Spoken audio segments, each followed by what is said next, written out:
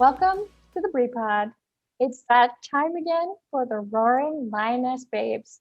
I'm here with Priscilla Parent, spiritual business mentor. Hi. Hey Bree, thanks for having me on. I am excited. I know we have invited Haley Hoover. She is a success coach and an intuitive artist. She also owns two businesses. One is with coaching, and the other one is with publishing. So she's going to talk a little bit about that. So I'm excited that you invited me on to co-host this with you. Yes, absolutely. I think that this is such a perfect person to have come on here. And what I love is that you two knew each other. I didn't even know that. So we'll definitely touch on that later. But I think it's that part of our segment before we get in and talk to Haley. It's the roll that oil.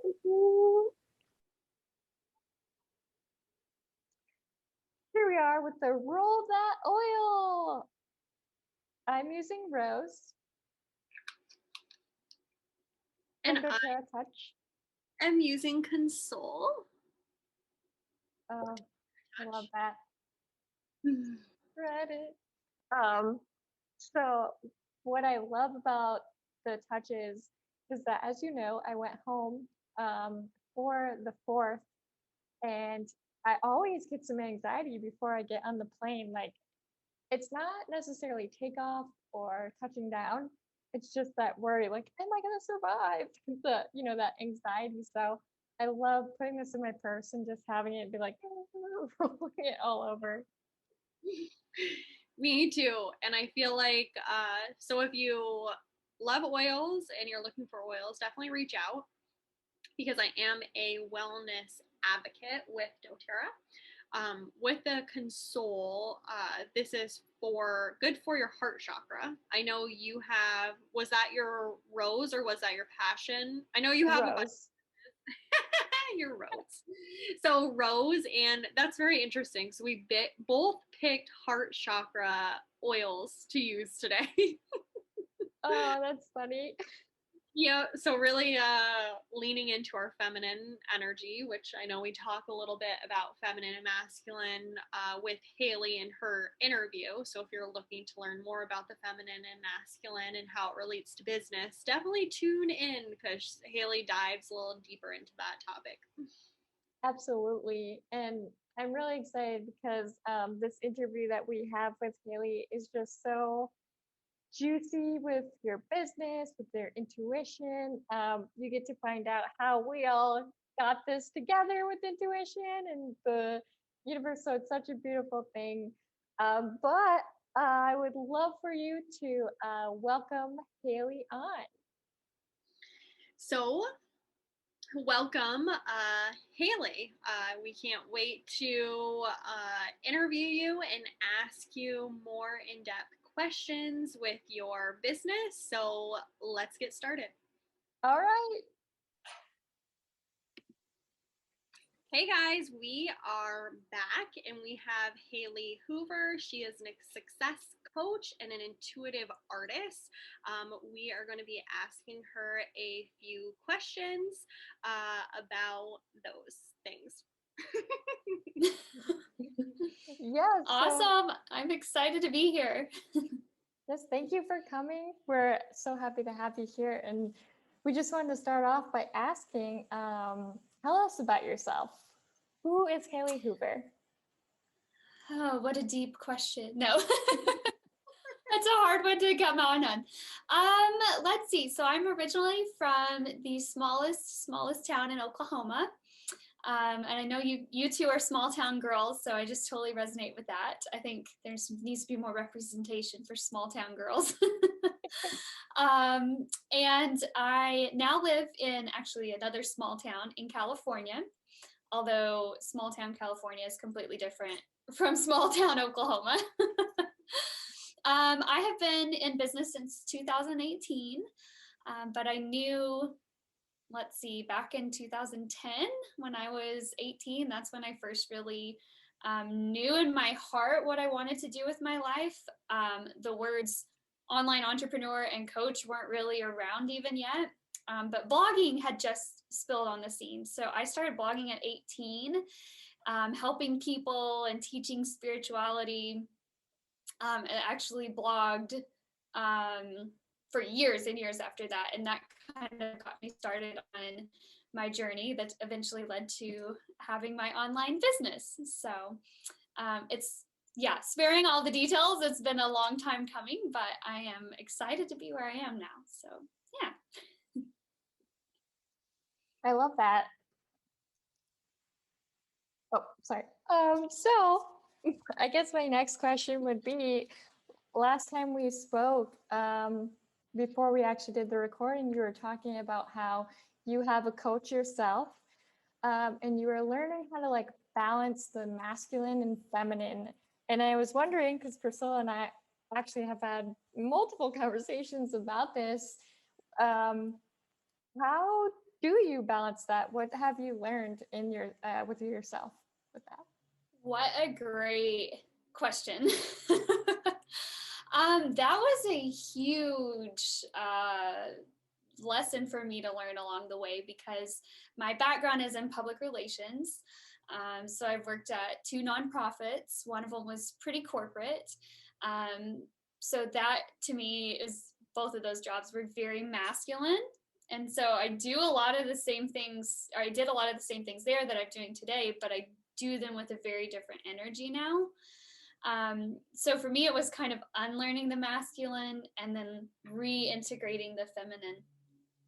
So how did I do that? I feel like 2019, for whatever reason, for me was all about reintroducing the feminine. So I quit my corporate job that year and got really into healing my feminine side. I did, I don't know if you guys know embodiment practice, but embodiment practice was huge, which basically just uses your breath and movement to get out of your head and into the body.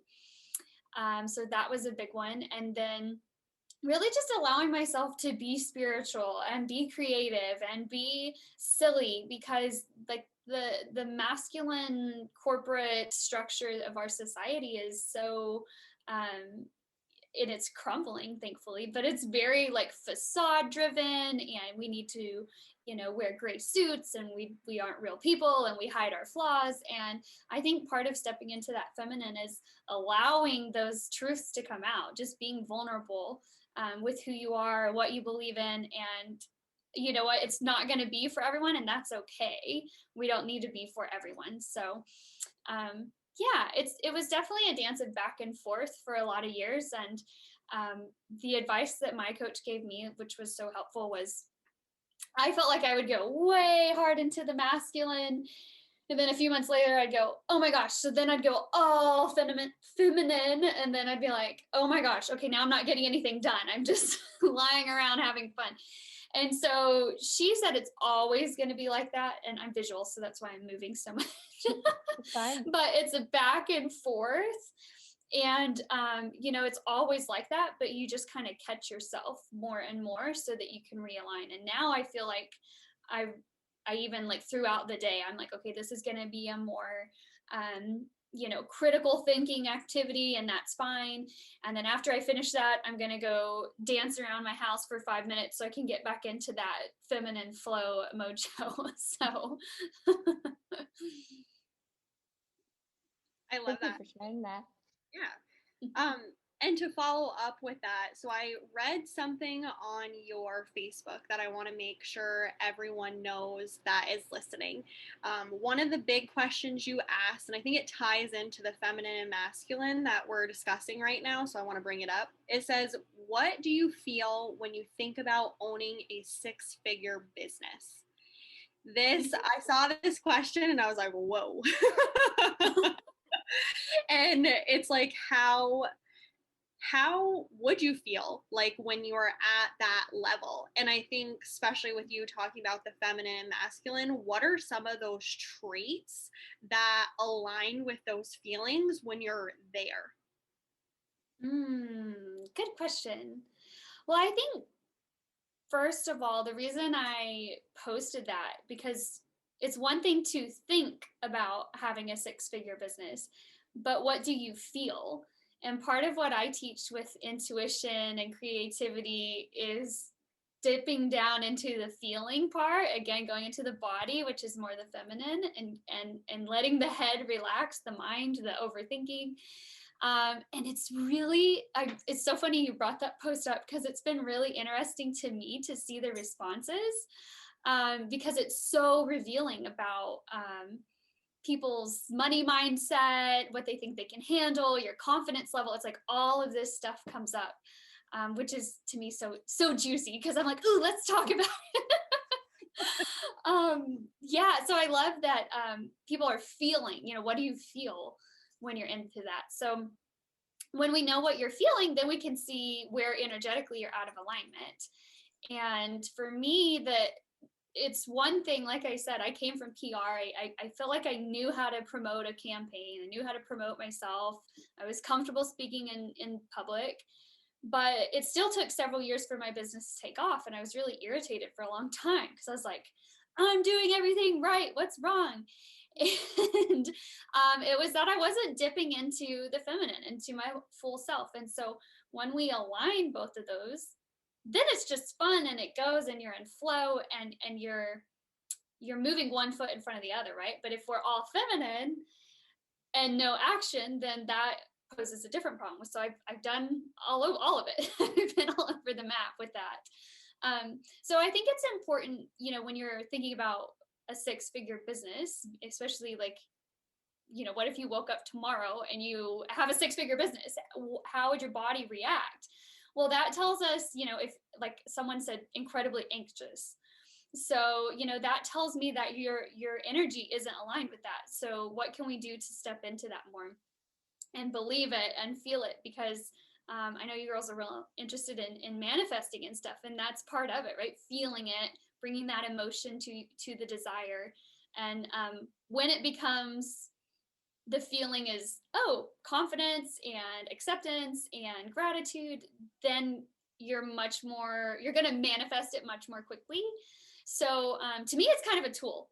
I'm kind of answering all over the place, but to me, it's a tool to show you where you're out of alignment, what needs to be kind of zhuzhed around. How's that? Love it. Thank you for sharing. I think I feel like there's no such thing as oversharing. When you're supposed to communicate or voice things, it's for a reason. And I think the people that are listening in, they're going to need to hear that. So please intuitively be guided with your words. Oh, thank you. Absolutely. Thank you. I can also actually, I'm just going to be honest with you. When Priscilla and I were talking about this prior to this recording, I was like, the fantasy of a 6,000 or six-figure, my bad, six-figure is like amazing. You're like, yeah, I'm going to be, confident and get out there. But mentally, I'm like, I'm scared, physically, I should say. So I would also, I guess, from just talking and having Priscilla ask that question, your answer, I feel that you have answered my own block that I'll have to work on. But I want to kind of throw that question back at you. How would you answer it for yourself?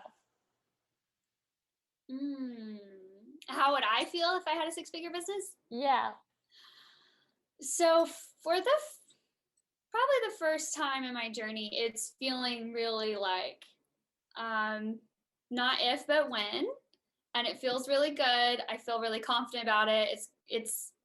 I'm on track to hit it this year. So it's just kind of like, okay, I don't have any of those crazy feelings. Whereas a year ago, it was maybe more of a feeling of desperation, I want that so bad. What do I need to do? Or maybe even a feeling of, I think the fear is a really common feeling to feel, feeling to feel. But two, I want to point out, I kind of spoke about this earlier today on one of the lives I did. I wanted to be six figures the day I opened the doors to my business, because I'd already been blogging for so long and just thought it was just going to happen overnight. But looking back, I can see I had so much to learn about business, about the legal side of things, about cooperating with others, about working with others, about working from the divine feminine and not all from masculine. And so, you know, if it does cause fear, it's not necessarily wrong for you, or you get anxiety or whatever. You're just not there yet, and that's okay. And I think there's such a beautiful space that on any part of your journey, you know, you're right where you need to be. And maybe you do hit six figures overnight, or maybe it takes 6 years. Either way, you have your divine path is laid out for a reason. And so if I would have skipped, say, those like 2 years in between, I would not be able to handle it, because I'd be a big mess, and I'd be, you know, desperate and all that, those energies that we don't like. So so I think it's for a reason that we have to learn the patience, and we have to learn to build those skills and build the confidence it requires and build the energy bodies that it requires to be there, because it's a journey. I mean, that's kind of the fun of it too, is getting there. So it's like a car trip. Thank you for sharing that. I think it's so important for, you know, entrepreneurs out there, because I think sometimes it's hard. And I know that you talked about it earlier today about comparison, but it's hard to like be on Instagram or Facebook and you're watching other people in the same business that are just, you know, going up and up and up. And you're like, wait, what about me? But at the same time, that's not your journey. Your journey is over here. So I've been learning a lot lately to basically be like the tortoise and just slow and steady wins the race. Yeah. Yeah. No, consistency goes a long ways. Yes. And I want to kind of circle back, because you had talked about team and collaborating. And I think, especially when you're at a 6-figure level, that it's not a solo journey anymore. You are the leader and you are building people on your team. So I just want you to share a little bit about what that looks like for you in your coaching and in your publishing company, because I know you do have a team of people that you work with to help other people become as successful as they can be. Yeah. First, I want to say that it's so much more fun with the team. I love that you girls do this podcast together, because I felt like for years I just thought I'm just going to do it all on my own, and you know, I'm going to be self-made or whatever. And it really doesn't work like that. It's lonelier that way. It's a lot harder. It's a lot slower. So I'm all for team and collaboration and working with others.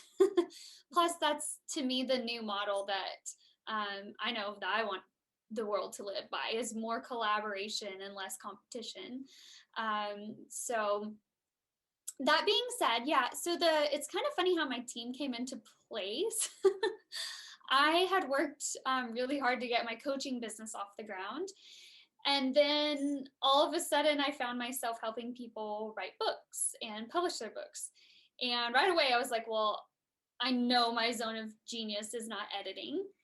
And I come from marketing, but I don't necessarily want to teach it and live and die by it every day. So I thought, well, who could I ask? And before I even asked anyone, one of my, it's actually a good friend of mine, but Adrian Wright was like, oh my gosh, we got to start a publishing company. He had the same vision, and he was like, I want to get into marketing. And I was like, do you? And he was like, no, I love marketing. I was like, climb aboard, let's do it. And then next thing I know, he's like, hey, you need an editor? I know the perfect editor. She's fabulous. I've known her forever. I'm like, you do? Turns out this woman is like perfect fit. Her name's Gabriella Martin. She's our in-house editor. She's super spiritual, has edited hundreds of books for people, has done it on the side for years. And I'm like, I would have never had even known how to go about hiring an editor or whatever. But I share that because I feel like my team just was given to me. When you know, that old, that's not really old saying, but when you let go of like trying to force something is oftentimes when it comes into being really easily, you know, especially with I wasn't even manifesting this, it just happened. And then of course our graphic designer Jenny Kowal came on later on, and that was the same way. She was like, hey, do you need some help? Like, yes, I do. But it's so, I tell my team for the publishing company all the time, I can't run a publishing company without you. I can't. I can teach writing, I can do graphic design, I can do marketing, but I don't want to do all that, and I just can't. It's really more fun to have a team of people collaborating, a team of people working towards the same goal, and people who have your back, you know, like, hey, like today, for instance, we booked a client, and rather than me celebrating alone, I got to go inside of our group chat and say, yay, we did it, you guys, and everybody feels the same amount of joy. So yeah, I don't know, it's been a fun journey, and now I'm kind of getting to the point where I'm ready to hire people for the Sparkling Hippie, to help me on that business project. And so I already know, like, you know, it's going to be easier, it's going to give me more time to do what my zone of genius is, rather than me running around like a chicken with my head cut off so much, because when we're stressed and overworked, then that's not good for anyone. So it's important to know when it's time to ask for help. Oh man, I know that a big portion of that is definitely the masculine being like, no, I got this. Yep. So I want to ask you with your publishing company, like, so you were blogging, but what was that shift to bring it together and decide to publish and help people with Yeah, that's a really good question too. You have great questions. I love this. So I have wanted to be an author since I was like 6 years old. That was my career day. Went to school. I'm going to be an author and an artist. And so I've always written, and I always knew I would write books. But when I got a little older, it was like, you know, guidance counselors and different people were like, yeah, you can't make money doing that, so you need to go into something else. So I went into PR, which was a great move. But then along the way, I was like, well, I still want to write a book. Like, I still want to write books and help people in that way. So I started blogging, and I was blogging all the time, like rushing home in between college classes, and, oh, I've got this idea. And so I took a couple writing classes in college as electives. And I remember asking my writing professor, I was like, okay, I want to publish a book and I'm about to graduate. So I'm thinking I should go get a master's in fine arts in creative writing. What do you think? And he was like, wait, you want to write a book? And I said, yes, more than anything, I want to publish a book. And he goes, so go write a book. You don't need a degree for that. Which was the number one best piece of advice I've had on writing. But several years went by. I kind of got into coaching, traveled the world a few times. Now it's 2019, and my boyfriend and I, we quit our jobs, bought a van in New Zealand, and traveled the country for a year, just seeing everything, doing the hippie thing. And I'd actually done that before with Australia. And so I knew from experience that when you do a long-term trip like that, every day is an adventure. You're meeting people from around the world. You're hearing stories. You're learning about their culture. You're traveling. I mean, you're all over, you know, just everything. And so I told my boyfriend, I said, look, I know when we get back, we're not going to remember these stories. So I'm going to write them all down. And when we're done, I want this to be a book just for us so we can remember. And anyways, I did that after we came back during COVID, or right after COVID had hit anyway. And I said, before I do anything, I'm going to put this in a book. This is a long story. That's okay. So I put our story in a book, and I format it using my background in graphic design. And I talked to my coach, and I'm like, well, you know, I really want to publish a book, but I don't know how. I'd written another book that is still previously, it's still not released. And I was asking her, what do I do with this book? And she goes, Haley, you have a background in graphic design, yes? Yeah. You have a background in PR and marketing, yes? I said, yeah. And she goes, what are you talking about? Go publish it. And I'm like, huh? She was like, you can self-publish your book.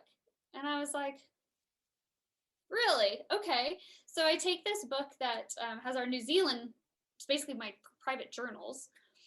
And I'm like, well, let me see how hard it would be to put on Amazon. So I put it up on Amazon, reformatted it, played the Amazon game. And then I'm just laughing because I'm like, no way. No way. I just published a book. Like, I've spent my whole adult life trying to figure out how to publish a book, and I couldn't figure it out, and here it is. I just did it. So anyways, overnight I became a #1 new release author because all of my friends and family were amazing and bought the book, which was so cool. But then I freaked out because I hadn't edited it and it was very personal, and I needed to bring it back down to get it. I was like, oh, I didn't know anyone would buy it. I just thought it was cool that I put it up.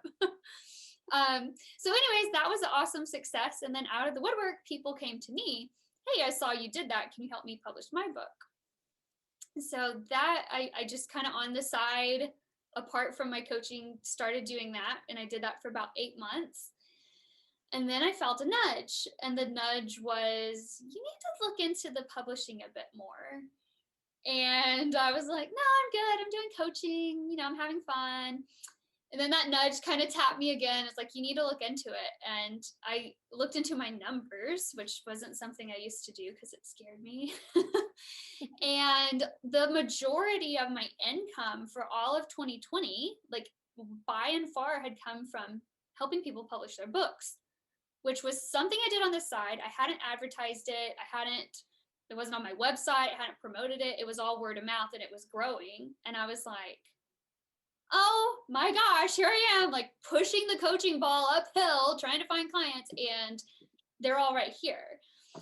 So that was actually the beginning of this year. So now we've brought on a graphic designer. I built out a 12-month program, and we're just welcoming people in like crazy because it's kind of like the curtains unveiled. We came out of the closet. So yeah, kind of a crazy journey there, but it all connects. Thank you.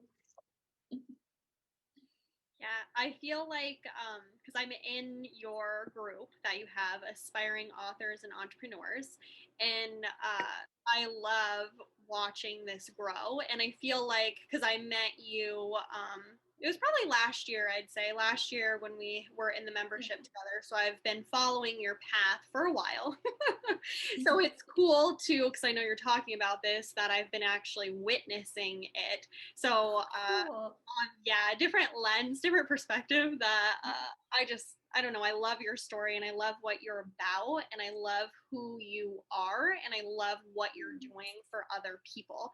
I think especially Bree, this entire podcast, everything that she does and she embodies is people taking back their voice. And for you are allowing the women that you work with to have that voice. You're like, hey, this is what I did. Let me share it with you so we can get your story out there. And I don't know, that's so fulfilling to see you do that and to have you.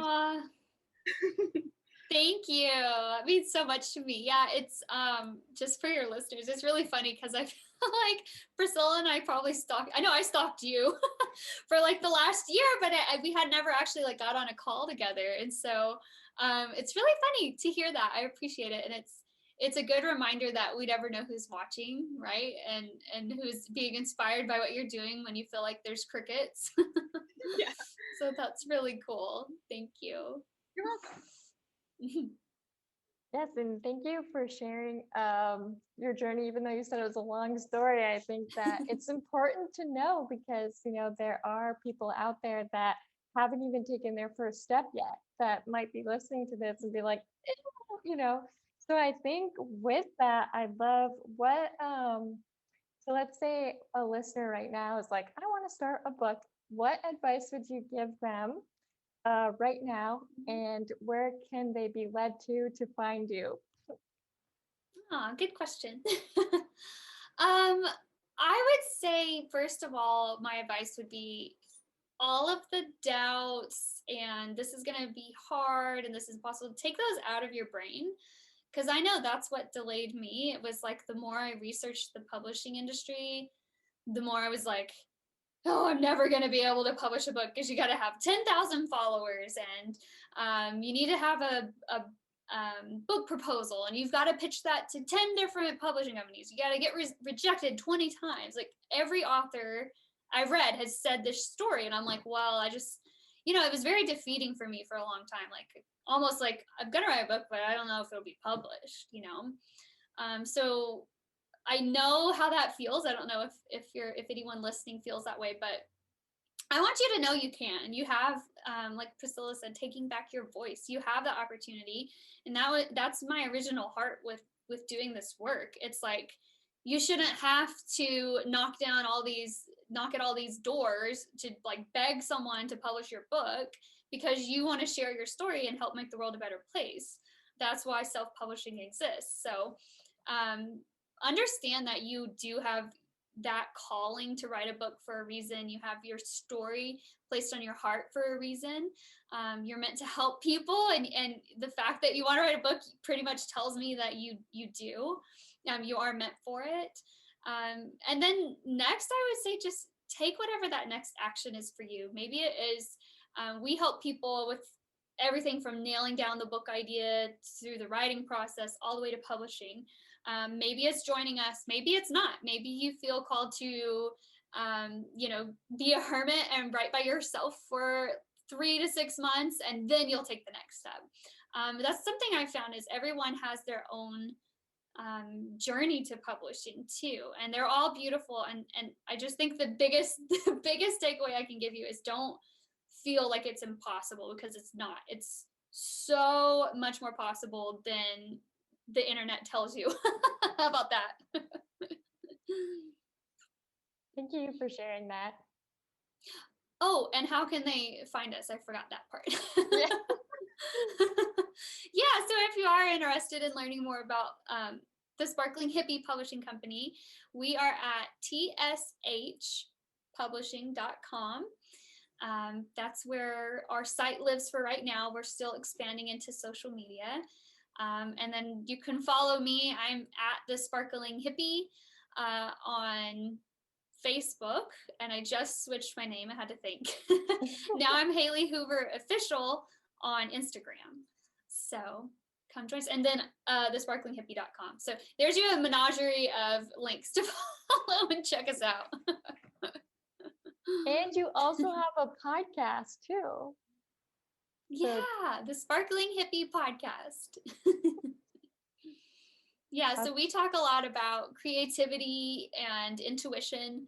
I'm also an intuitive artist, and so I like to teach intuitive art principles to business people, and then I teach business principles to artists. So I'm kind of the go-between. The bridge. Yeah. The bridge, yeah. Oh, yeah. Thank you. Thank you so much.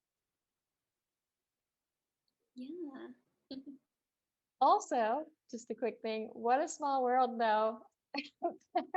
You guys like knew each other, and I was like, I don't know who she is. Can we tell that story for your listeners? Absolutely. Feel like we should. So yeah, no, this is just a weird story. I posted randomly one Saturday. I was just wondering who all in my friend group had a podcast I didn't know about. And I just kind of made a post like, drop your link below. And I think someone else, a fourth person, tagged Bree, right? Yep. Make sure I'm getting it right. Someone else, and I don't even remember who it was. Someone tagged Bree. Oh, this person, Bree has a podcast. You should check her out. And so Bree and I started direct messaging.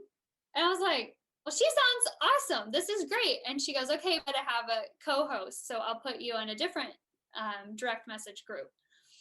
And then enter Priscilla. And I'm like, Priscilla, I know that name. And I like look at her profile and I'm like, I know that profile. Who is Priscilla? Well, then we get to talking. Priscilla's like, oh yeah, I know who you are. And then she told me she's Tarot Tribe Tuesday, who, like I said, I've been stalking for like a year, and I kept thinking I needed to reach out, and I hadn't. And here the universe put us all together from all these different weird ways, and I'm just so grateful. I feel like it made my day when we all connected, and now here we are. And I just think it was meant to be 100%. So too. Yeah. Such alignment. When I finally looked at my group messages, I was like, what? I was like, oh my, I was so excited. I couldn't even contain myself. I was like, oh my God, it's Haley. And Bree's like, what are you talking about? Who's Haley? And I'm like, you don't understand. I've been watching her for so long. You are a soul sister. Like, we've been connected like the string. The string has been there for so long. And then I felt it. Yeah. The universe was like, please stop waiting. Like, you need to connect. Mm-hmm. And we're like, yeah. Like, I can't tell you how many times I wrote in my planner, like, reach out to Tarot Tribe Tuesday, because I kept seeing your content. And I was like, this is really in alignment. Like, I really like what she's saying. Who is this person? And then I think it's funny, the universe was like, okay, look, we're just going to do this for you. All of you need to hang out. And so here you go. And then, you know, when I met Bree and I started looking at the Bree pod, I was like, well, she's amazing. How did I not know about this person? Like, it just all was full circle. It was so neat. Yeah. And it's so interesting because Bree had no idea that I knew you, but No. she knew in her heart that we were meant to interview you together. So I think that is even whole, because she didn't ask me. She knew. She was like, well, strategically, we have certain people that we have in our segment, and you yes, we're perfect for that. Yeah. Isn't that wild? Yeah. And I didn't think of. Oh, sorry. Go ahead. I was just saying, what's crazy is that the girl that actually introduced you and I is our mutual friend, Allie. So we're all connected. Okay. Yeah. So then now I'm wondering, how do I know Allie? I know she probably saw, because I follow you and I like a lot of your things, that she probably saw you on my page, and maybe that's how it connected.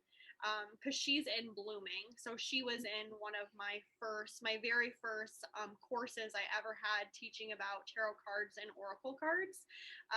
So that's how Bree, Allie, and I's journey began, was when I first started my business. They were my original people in that course. Oh, cool. Well, shout out to Allie. Thanks for being led by your intuition and bringing us all here for this awesome podcast. Yes. That is so neat. And for you too, Priscilla, for creating the group that got everyone together initially. So there you go. And Bree listened to her intuition. I listened to mine. Like, it's a web of awesomeness. Absolutely. Well, I'm so grateful that I got to meet you. I'm grateful that Priscilla, you connected, and I'm sure you two have more collaborations in the future. So I send you guys much love, and thank you for joining us today. Thank you. This is my favorite podcast ever. I'm going to listen to it a million times. Thanks for having me.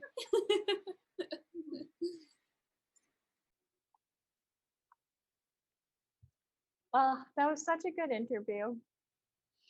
It was. It's always great to chat with Haley. I love her energy. She's so like vibrant. She's just vibrant. Yeah, she really is.